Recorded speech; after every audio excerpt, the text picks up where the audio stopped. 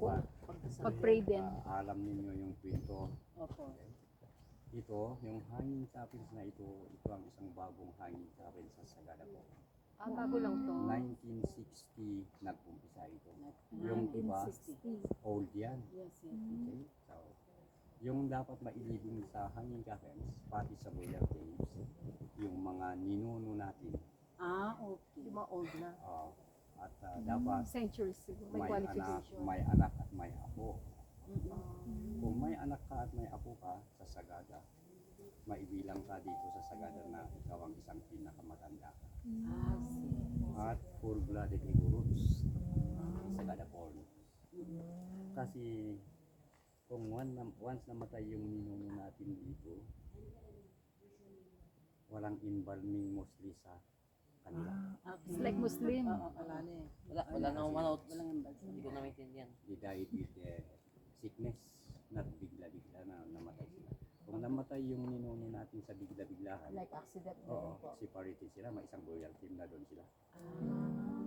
So, makita mo yan, may Natural upuan. death. May short coffins, may long coffins. Yeah. Kung bakit may upuan doon? May upuan doon na Ayun na yun. Yung pinakataas. Means, nakahang. Ay, okay. Oo. Kung namatay yung isang ninuno natin dito, nakaburol siya sa upuan sa 24 hours. nakaupo lang Instead siya of doon. nakahiga. Nakaupo. Okay. 24 hours yan. 24 hours. Pero nakabalot po siya nun. Balot na. Hindi po, hindi. Parang ganyan upo, Nakaupo, kuya. nakaganyan po. Yung close nila, close ng patay. Yung, Okay. yung kumot niya, dito sabi ko, naka-display. Nakahang. Kung bakit nakaupo yan, para wini-welcome niya nung makilamay sa kanya. Nakaupo, nakakarap sa Okay. Okay. Then, mabilis na magiging fetal position. That's why may short coffins. Lumilit kasi siya eh. Mag-shrink. Then, nakaburol siya sa 24 hours. Kung paanong mailibing yan, Oo nga pa. Madali siyang kinabukasan na yan, dapat mailibing, no? Okay. Kasi mabaho. Within 24 hours. Yeah. Sa umagang-umaga, mga 6 o'clock in the morning, buhatin namin yung kabaong niya. Bakante yan, ha?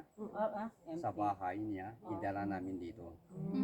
Then, gumawa kami ng scaffolding, yung hagdan. Okay. After naggawa yung scaffolding doon, yung dalawang matanda, umakyat sila sa bato na magbutas sila sa bato. Okay.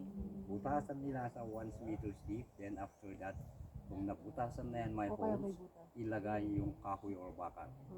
Yung susuporta sa kabaong. Then kung nailagay yung bakal doon or kahoy, itaas namin yung kabaong maipwisto. Then kung naipwisto na yan, balik kami sa bahay ng patay kasi nakaburol pa. Mga 1 o'clock or 2 o'clock in the afternoon, Okay. tanggalin namin siya sa upuan kasi nakaupo. Tanggalin namin pati yung blanket niya, kumot, then ibalot namin yung kumot niya sa katawan niya, nakabalot. Parang mami. So, yung pagtali doon, ratan, hindi tali, hindi lubid. Ratan galing sa gubat. Then, once nabalot yan, bilangin namin kung ilang ang anak niya. Kung 10, yung ilaw niya, kung mailibing siya dito, 10 bundles of firewood. Sindihan namin yan sa harap ng bahay niya. Kung umaapoy yan, dapat mailabas yung patay na yan sa bahay. Yung unang magbukat doon, kung mailabas sa bahay niya, yung apo o yung anak. Once na ilabas sa bahay na yan, isunod namin sa ilaw, bundles of firewood. Pinag-aagawan namin yan kung nailabas yun hanggang dito.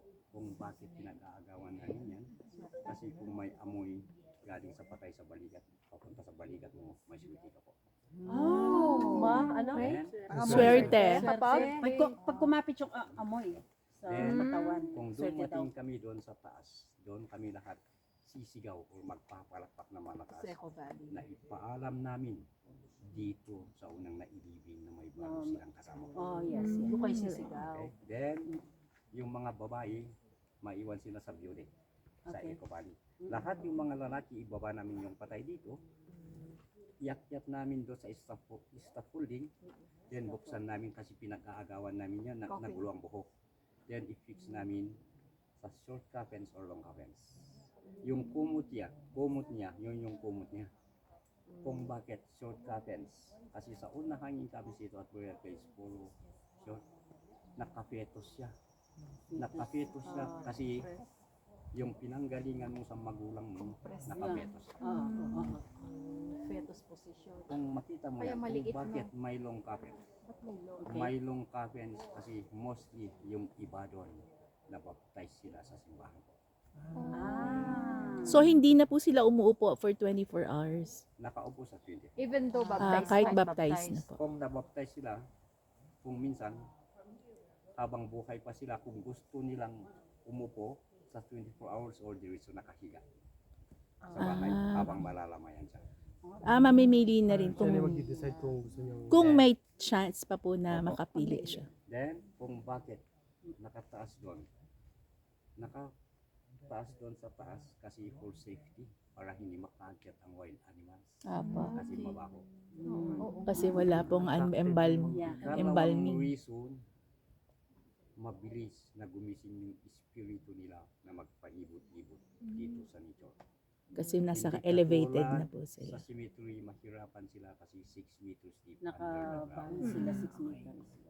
Third reason, fresh air. Matagal na mabulok yan. Kasi may space.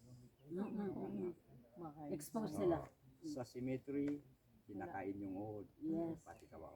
Oo nga no. That's why gusto nila dito sa hangin. Yun nga po nakakapagtaka, hindi nalulusaw yung kabaong. Dito Yung po, wood. late dito, December 22, 2010. Doon sa baba ng Bumitob. Sa baba. Yun na po yung pinaka youngest latest. First, 1965, doon sa green, sa pinakamataas sa gitna. Okay? Buti nung hindi masyadong na yung anay. Wala Nabulok po yung kasi Wala. ah, Walang bahay ayaw yung niya anay. yung anay yung pine trees na ito. Tsaka ano, Ayop. Habang buhay pa sila, pwedeng magpagawa sila ng kabaong, may preserve doon sa cave. Then, kung mamatay sila, gamitin nila. Sa buong kahoy na ganito po, yung round. Apa. Bayanihan system, tulong-tulong dito. Pa-ready agad. At dito po, hindi kami dumadalaw dito sa Undas. Sa cemetery lang kami mag-aapoy doon. yung sa firewoods po. Oo. Sa bahay kami gumawa ng magluto ng iba-ibang klaseng pagkain kasi ngayon iba ang techniques, may suman, may iba pa. Then kung naluto na yan, dapat magdadasal kami tungkol sa kanila na pauwi na kayo kasi undas po. Okay? Yun. Hanggang ngayon, ginagamit namin ito, yung burial sites kasi wala pang protocols ng LGU na fog. Pero Kasi nung dami kung pang ninuno natin. kung meron pong gusto na magpa-hang coffin dito, pwede pa rin po. Basta may ano siya, anak and apo. Anak Yung and qualification. Noon, Tsaka igorot, lokal. noon, kung mamatay yung bata sa tabi ng bahay.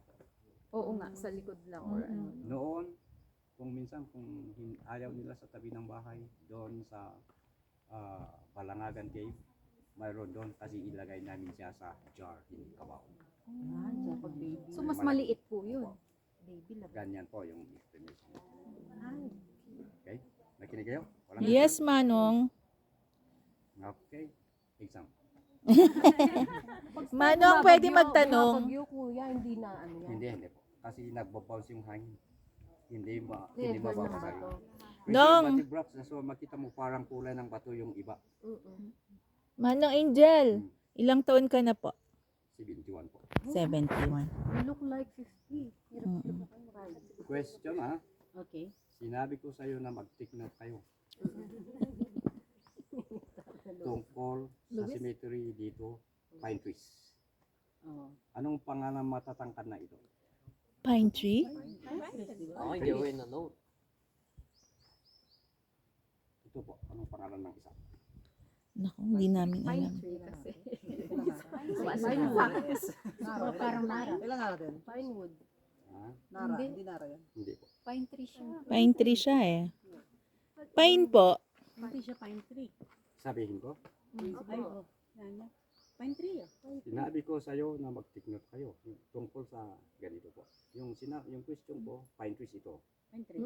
Anong pangalan ng isa? Ng pangalan ng isa na ito, pine 1. Pine 2. Pine 3.